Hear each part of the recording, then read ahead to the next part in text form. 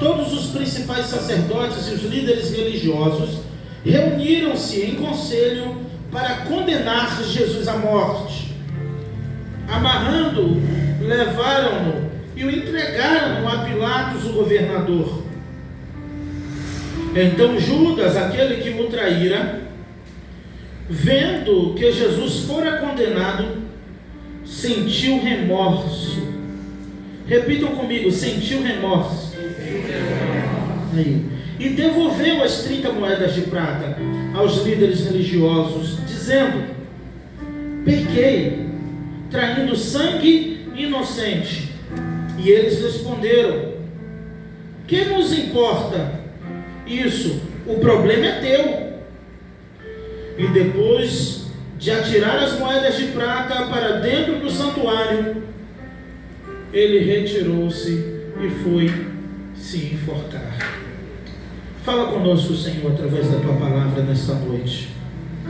Acha um lugar em nossos corações para a Tua palavra, Senhor. Ó Deus, o nosso coração e a nossa mente é ocupada com tantas coisas, ó Pai. São ocupados com tantas coisas, mas ocupa somente com a Tua santa palavra nesta hora, ó Pai. Tira de nós tudo que não Te louva, que não Te agrada, tudo que venha impedir de observarmos a Tua palavra, Senhor. Fala conosco, porque precisamos ouvir a Tua voz, em nome de Jesus. Amém.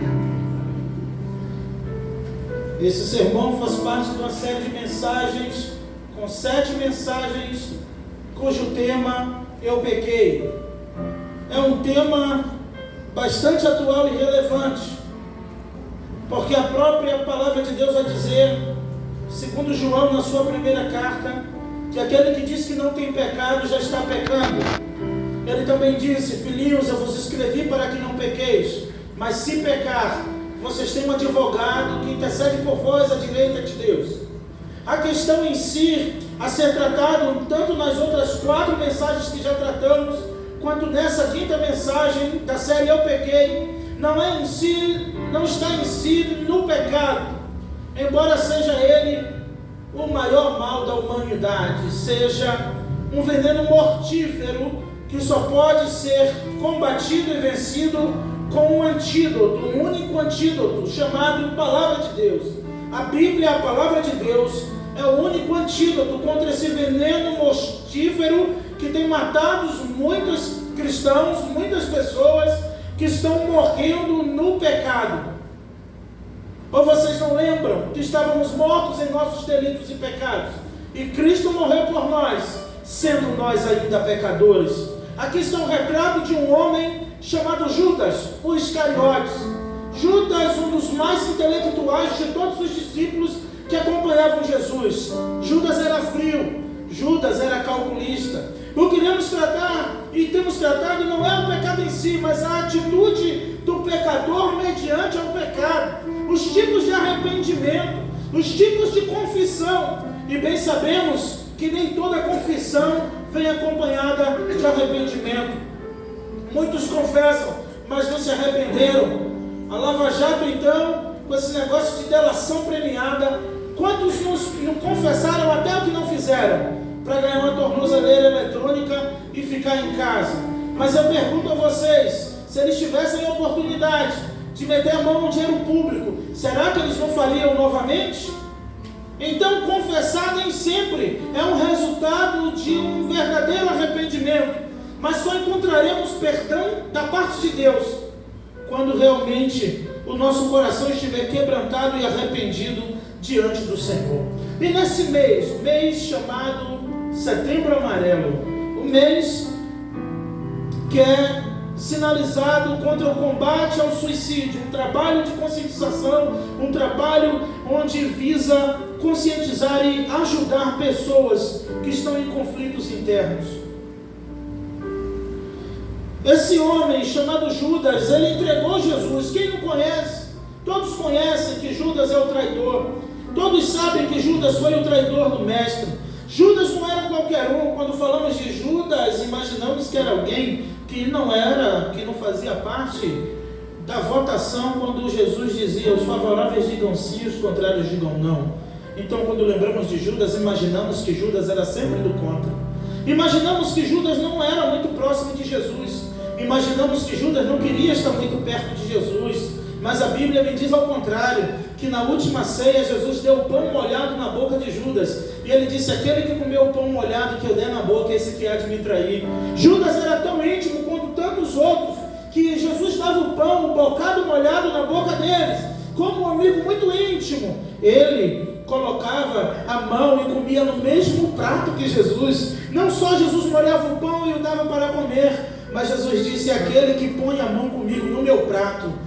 E você sabe que não é uma coisa muito elegante, e pode ser a pessoa mais íntima nossa, colocou a mão no nosso prato. Então é um problema, né? É um problema, e vários tipos de problema pode gerar isso, né? Talvez você vai, dependendo da pessoa que pôr a mão no seu prato, até o apetite você vai perder.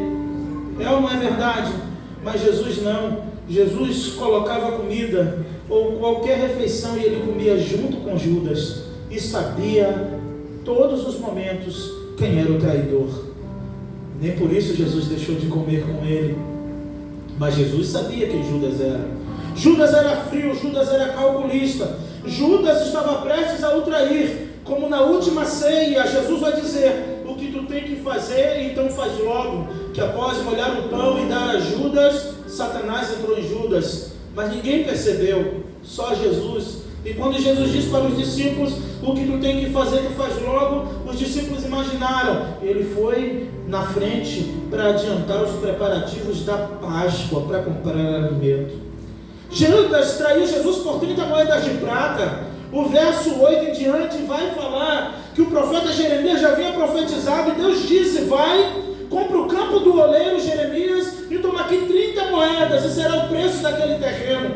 No profeta Jeremias já havia prenunciado que haveria uma traição, que Jesus precisava ser traído, e foi por Judas. Judas traiu Jesus. Mas será que isso era o suficiente para ele dar cabo da sua vida? Será que isso era suficiente para Judas exterminar a sua própria vida?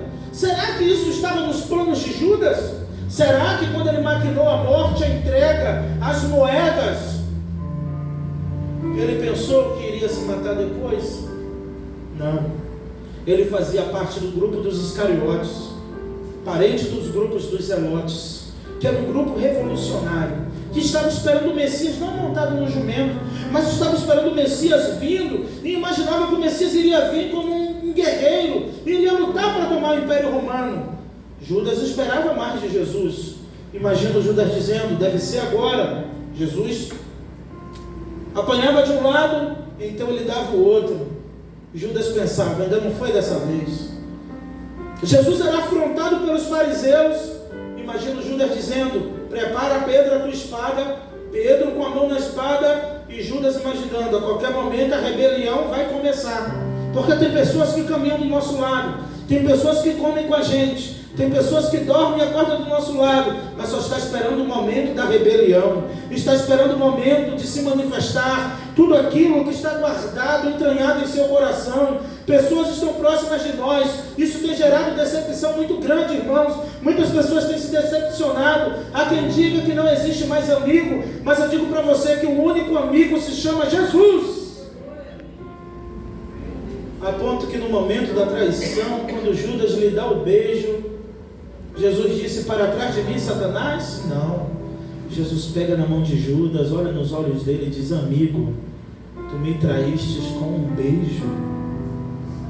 Decepções, desilusões, a todo momento nos cerca. Imagina o coração de Jesus como não ficou, quando no Getsemane orando, os soldados romanos o pegaram, e quem levou os soldados foi Judas, aquele que comia com ele, aquele que viu Jesus andar sobre as águas, aquele que viu Bartimeu enxergar, aquele que viu Lázaro sair do túmulo, aquele que viu o filho da viúva de Naim levantar do caixão e começar a conversar, aquele que viu a filha de Jairo sair, levantar e começar a comer, aquele que viu o paralítico descer pelo telhado. A gente chega a um ponto que quando Satanás cega o homem para o pecado, ele esquece de todos os bem-feitos de Deus, ele esquece das benesses de Deus, porque o pecado cega o seu entendimento. cega a sua memória, tira a sua convicção e faz esquecer todas as dádivas de Deus. Então ele só enxerga o que é mal, ele só enxerga o que é negativo, ele só enxerga o que não está fluindo, ele só enxerga o que não está dando certo, ele só não enxerga o porquê não está dando certo, mas não consegue e é incapaz de observar os grandes feitos do Senhor. O Senhor te trouxe aqui nesta noite para trazer à tua memória só o que pode te dar esperança. Ele te trouxe aqui nesta noite para você abandonar tudo aquilo que tem te afastado de Deus, para você abandonar todo tipo de pecado e se voltar para o Senhor, porque Ele está com os braços abertos para mim e para você nesta noite. Você não veio aqui por acaso, você não veio aqui meramente para ver seu filho ou sua filha se apresentar, mas você veio aqui nesta noite porque o Senhor tem uma palavra de vida e vida eterna para você. No mundo onde muitos estão destruindo a sua vida e muitos estão dando cabo da sua vida, Jesus te trouxe aqui para te dar a vida eterna, vida com abundância, paz, alegria, contentamento, prazer de viver. Hoje é noite que o Senhor vai trazer a alegria de volta em você. Ele vai te dar o prazer da vida, Ele vai te dar o prazer de existir, e você só vai passar a ver as coisas boas que Deus fez a você. Comece a lembrar quando foi que Ele te abandonou, quando foi que Ele te deixou, quando foi que Ele te deixou só, quando foi que Ele te deixou no labirinto. Mas nós não, em nosso egocentrismo, egoísmo, por um mínimo de problema abandonamos a Deus. E eis aqui um pecador desesperado, Judas, quando entrega ao mestre e não vê Jesus reagir, vê Jesus sendo chutado, vê Jesus sendo cuspido, vê Jesus sendo açoitado, ele sente remorso. Ele sente remorso porque o seu pecado premeditado, o resultado dele não estava em seus planos. Ele sente remorso, então ele vai devolver as moedas de prata. O verso 2 vai dizer: quando ele viu, amarrando-o, levaram e o entregaram a Pilatos e ao governador. Ele não imaginava que a proporção dos seus atos seriam tão grandes. Ele imaginava que naquele momento Jesus iria puxar a espada e iria resolver todo o problema dos judeus que estavam subjugados a Roma. Judas era um dos que mais acreditavam em Jesus. Judas era um dos que mais tinha certeza do poder de Jesus. Judas era um dos que nunca duvidava de Jesus, mas ele queria ver o mestre agir, ele queria ver Deus fazer. E no desespero de ver Deus fazer e Deus não fez, é o que essa geração faz, vai lá e faz no lugar de Deus, tenta tomar a frente de Deus, tenta ser Deus, tenta agir como Deus. Afinal de contas, Deus não reage. É o momento do Senhor agir, o Senhor não age. É agora, Senhor, e Jesus não age. É agora, Deus, não, e Deus não age. Mas hoje é o culto da vitória, mas eu não recebi a vitória. Hoje é o culto do milagre, mas o milagre não chegou. É porque Deus não está preso na agenda humana, no meu calendário, no teu calendário. Ele age quando quer, na hora que quer, quando quer. Para mim e para você, para a glória de Deus, é que Ele age em nossas vidas, não para a exaltação do homem. Não existe essa história de que Deus quer exaltar o homem. Deus não divide a sua glória com ninguém. A Ele toda a honra e toda a glória. Foi Ele que sangrou até a morte, foi Ele que foi cuspido, foi Ele que foi vilipendiado, foi Ele que foi chutado, foi Ele que foi amassado e moído pelas nossas transgressões. Então a Ele toda a honra e toda a glória. Se estiver doendo, se estiver difícil, glória a Deus, porque Ele sabe o que Ele faz, e no momento certo Ele irá agir em meu e teu favor. O verso 3 vai dizer que quando Judas, aquele que o traíra, vendo que Jesus foi condenado, ele sentiu remorso. Ele sentiu remorso depois das consequências. Ele sentiu remorso. Planejou o tempo inteiro a morte de Jesus. Ainda de quebra, metia a mão na bolsa e tirava a oferta que era dada. João que vai dizer no Evangelho de João que ele ficava preocupado com as moedas, mas não por causa do dinheiro, não por causa dos pobres, mas porque era ladrão. Outra qualidade de Judas, que estava oculta o tempo inteiro ele andando com Jesus. Jesus sabia de tudo isso. Provavelmente foi um segredo que ele contou só para João. Ele e João sabia, mas ele só sentiu remorso no momento em que ele viu que Jesus foi condenado. E muitos de nós somos assim. Só sentimos remorso quando sentimos e vemos as consequências de maneira abrupta chegando até nós. quando as consequências chegam de uma maneira que não tem mais tamanho, então corremos ao desespero e clamamos: Senhor, me ajuda, porque eu não sei o que fazer. E Judas, sem saber o que fazer, foi devolver aquelas moedas. E o que é que os homens disseram? Ele disse: eu pequei traindo sangue inocente.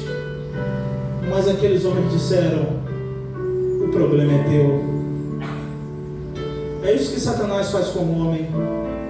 Ele leva para o pecado, ele leva para tudo aquilo que ele afasta de Deus, e na hora que as consequências chegam, ele diz assim: o problema é teu. E o que é que ele faz? Deixa o homem na lama, deixa o homem caído. Afinal de contas, ele não tem uma serventia nenhuma, porque ele já derrubou, ele já jogou na lama, ele já jogou no pecado. E aí ele olha e diz assim: o problema é teu. Talvez você tenha essa acusação de Satanás na sua mente, talvez não. Mas se você é uma dessas pessoas que pode ouvir nesse momento, o problema é teu. Judas não sabia mais o que fazer. O seu mestre é condenado, a cúpula religiosa dizendo: o problema é teu. Ele fez uma coisa. Olha o verso 5. E depois de jogar as moedas do altar para o santuário, ele retirou-se e foi se enforcar. Ninguém o enforcou, ninguém o matou, ninguém o condenou, nem o próprio Jesus chamou de amigo. E ele foi se enforcar. A geração de hoje está assim: culpamos Satanás por tudo. Ele é culpado da queda da humanidade, ele não vale nada. Mas cá para nós, muita prova, muita condenação, muitas acusações para as nossas vidas, somos nós mesmos que procuramos. Muita prova, talvez, ou metade delas que enfrentamos na vida, foi porque procuramos sarna para se coçar. Muitas coisas buscamos para nós, e Judas buscou para ele uma corda no pescoço. Judas buscou para ele o suicídio. Ele buscou para ele a morte, porque não foi capaz de lidar com suas próprias frustrações. A frustração de ter entregue o mestre. Pedro, depois de ter negado Jesus 3 vezes, a Bíblia diz que Pedro sentiu tanto remorso, Pedro ficou tão contristado, que ele se sentiu indigno de estar entre os 11, os 10. Ele ficou num lugar que não estava com os 10, porque o remorso de Pedro era tão genuíno, que ele não se sentia indigno, mas Pedro foi tentado a cair no mesmo erro de Judas. E quando Jesus ressuscita, Jesus disse: avisa aos outros e a Pedro que eu ressuscitei. Por que os outros e a Pedro? Porque Pedro não estava com os outros. Talvez porque os outros não acharam Pedro digno de estar com ele, ou talvez porque Pedro não se sentiu digno de estar com ele. Eis 2 pecadores, um negou, um traiu, mas um tinha um arrependimento verdadeiro em seu coração.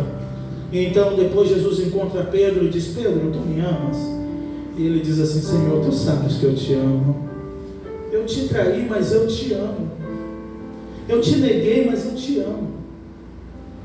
Você que está me ouvindo nesta noite, como eu disse, o pecado de Judas de ter traído Jesus foi um pecado terrível. Mas se Judas não se enforcasse, certamente ele encontraria o perdão de Deus, se o seu coração estivesse voltado para Deus. Sabe o que eu estou querendo te dizer nesta noite? Que não importa quanta culpa você tem carregado na tua vida, não importa quanto remorso, porque não deu certo, porque você não estava lá, ou porque você poderia ter evitado. Talvez você entrou aqui nesta noite com o coração carregado de remorso, mas eu quero te dizer uma coisa: aguarde mais um pouquinho que Jesus vai mandar te chamar, vai falar: avisa os outros e a Pedro. Ele vai chamar como chamou Pedro e limpou o coração de Pedro, porque ele foi capaz de suportar a angústia, a mágoa e o remorso. Mas Judas, como sempre andou com Jesus, mas nunca foi de Jesus, sempre esteve na igreja, ele estava na inauguração da igreja com os 12, com os 11, ele foi um dos que foi escolhido, e Jesus vivia alertando: não chamei 12, um de vocês é o diabo, Outro momento Jesus dizia: eu não chamei 12, um de vocês há de me trair. Eu não chamei 12, um de vocês é o traidor. E eles ficavam numa crise existencial porque eram incapazes de saber de onde vinha a traição. Então, por não suportar aquilo que ele maquinou a vida inteira, os 3 anos do ministério de Jesus, Judas começou a se decepcionar com Jesus. Ué, a prostituta quebrou o vaso de unguento, do óleo, do azeite, o vaso de alabastro. Só o vaso era caríssimo. Isso poderia dar para os pobres. Jesus está fazendo isso? Poderia estar fazendo aquilo. Jesus não agiu conforme as expectativas de Judas, e por isso ele o traiu. Ele o traiu porque ele imaginou que a qualquer momento Jesus ia reagir. Mas Jesus não estava reagindo às expectativas de Judas, mas estava reagindo às expectativas de Deus, que era que ele fosse crucificado e fosse morto para que eu e você estivéssemos aqui. Até a traição foi propósito de Deus. Até a traição fazia parte dos planos de Deus. Até as 30 moedas já faziam parte do plano de Deus. Até o campo Gólgota, onde Jesus foi crucificado, fazia parte dos planos de Deus. E o meu e o sofrimento e o teu sofrimento pode fazer parte do plano de Deus. Mas a questão é como vamos lidar com isso. Como vamos lidar com as frustrações. Como você vai lidar com aquilo que te incomoda. Ele disse: eu traí, entregando sangue inocente, porque ele não viu reação em Jesus. Jesus não esboçou reação. E muitas vezes só se afastamos e pecamos e falhamos. Muitas vezes porque as pessoas não reagem àquilo que a gente espera que ela reagisse. Isso é motivo para o egoísmo. Isso é um motivo para sucumbirmos em mágoa, em angústia, em tristeza. E então queremos ficar só. Então queremos nos isolar. Queremos abrir mão de tudo. E Judas, nesse momento, perdeu até o desejo da vida. Em dias com tantos problemas, tantas lutas que enfrentamos, às vezes questionamos o porquê existimos, o porquê o Senhor permitiu tanto sofrimento, mas é para a glória de Deus. Ele retirou-se e foi buscar uma corda para o seu pescoço. Ele retirou-se e foi se enforcar. Ele se isolou primeiro e depois ele buscou a morte. Ele se retirou e depois buscou uma corda. Ele retirou-se e buscou um meio para arrancar da cabo da sua vida. Se suicidou. Mas o Senhor te trouxe aqui para dizer para você que não importa de verdade o pecado que você cometeu, a culpa que você traz no teu coração, talvez do que você não fez e você carrega a culpa, talvez do que estava fora do teu alcance você pode estar carregando a culpa, mas não faça nada a respeito, porque Jesus está aqui para trocar o teu fardo e colocar um fardo leve em você. Se Ele encontrar teu coração nesta noite quebrantado e contrito, Ele não vai desprezar. Se você entrou aqui nesta noite carregando a maior culpa da tua vida, amém, porque pelo menos você, o Espírito Santo ainda age em você.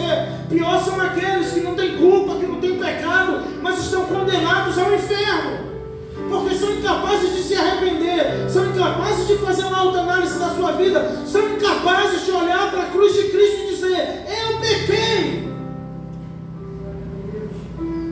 Mas se você disser só para Deus, só você e Deus nesta noite: eu pequei,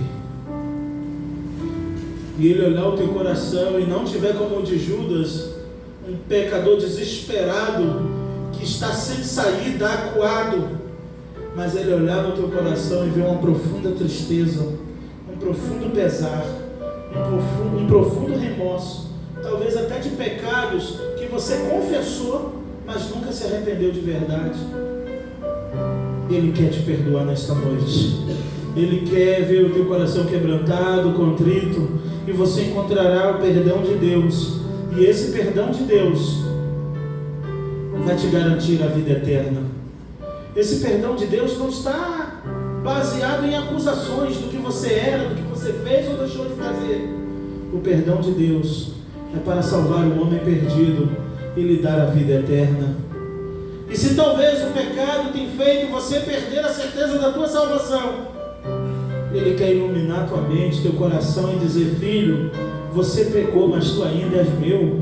Como Pedro, você me negou, mas tu és meu. Pedro, tu me amas. E ele diz: Senhor, eu te amo. Jesus anda mais um pouco com Pedro e diz: Pedro, eu quero ter oportunidade com você que eu não tive com Judas. Porque com certeza, se Jesus pudesse ir ao encontro de Judas, ele ia dizer: eu te perdoo. Porque no momento da traição, Jesus lhe disse: amigo, tu me traíste com um beijo. Não seja como Judas, seja como Pedro. Dê a oportunidade de Jesus caminhar no teu lado nesta noite. Imagine no campo das ideias, você em um deserto espiritual, na tua mente agora, você andando agora, e o Rei da Glória andando do teu lado. E pense só na pergunta que Ele está te fazendo nesta noite: você me ama? Eu imagino Pedro, a dificuldade, Emerson, que foi para ele responder aquilo. Porque na terceira vez que ele estava negando, a Bíblia diz que quando ele nega, Jesus passa na hora e vê. E fita os olhos em Pedro e o vê negando. E ali o remorso profundo no coração de Pedro. Mas imagine Jesus caminhando contigo agora e dizendo, te chamando pelo teu nome. Assim como ele disse: Simão, filho de João, Simão, filho de Jonas, tu me amas mais do que a todos esses? E ele disse: Senhor, eu te amo. Jesus na segunda vez diz: Pedro, tu me ama mesmo, Pedro? E Pedro a segunda vez disse: Senhor, eu te amo. E na terceira vez, quando Jesus pergunta: Pedro, tu me amas? 3 vezes ele negou Jesus. 3 vezes Jesus perguntou se ele amava. Tu me amas? E ele diz assim: Senhor, eu te amo, mas eu acho que eu te negaria novamente. Jesus disse: cuida das minhas ovelhas. Porque viu sinceridade no coração de Pedro, porque viu um coração quebrantado, reconhecendo o seu estado miserável. Você pode estar com a melhor roupa nesta noite, você pode estar com o teu melhor perfume, você pode estar com a tua melhor indumentária, mas não passamos de miseráveis pecadores, dos bichinhos de Jacó que precisamos da graça de Deus, o vermezinho de Jacó. E se ele vê teu coração quebrantado, ele vai te perdoar. Eu convido você a se colocar de pé, se você quiser. Se você não quiser, fique sentado.